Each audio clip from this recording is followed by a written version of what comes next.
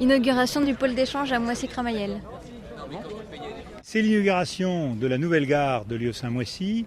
En fait, et je l'ai dit, c'est plus que ça. C'est en fait le pôle d'échange de Lieu-Saint-Moissy, puisque non seulement on a construit une nouvelle gare, mais un nouveau pont a été construit avec une nouvelle voie, un parking de stationnement régional avec une gare routière, et puis il y a eu l'aménagement de 2 très beaux jardins, de 3 hectares chacun, de part et d'autre de la gare.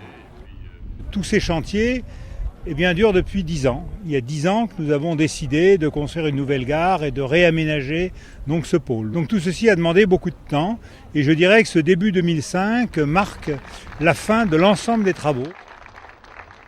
Le rôle de la région a été très important puisque dans le contrat de plan, on finance à peu près 70% des investissements sur la voie ferrée, de manière générale, que ce soit les gares ou les équipements collectifs de transport.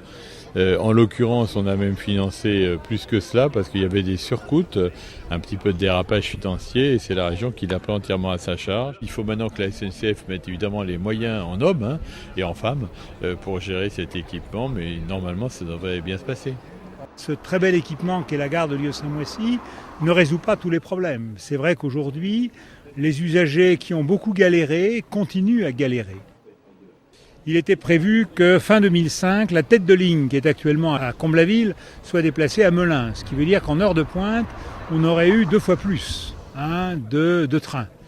Bon, nous avons appris récemment que le syndicat des transports d'Île-de-France a décidé de reporter cette décision pour des raisons financières.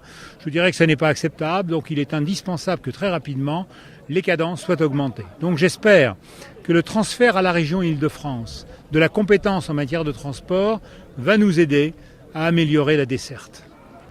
On sait que la prolongation et l'amélioration de la ligne D sont une priorité ici pour les habitants de la Seine-et-Marne, mais aussi de l'Essonne.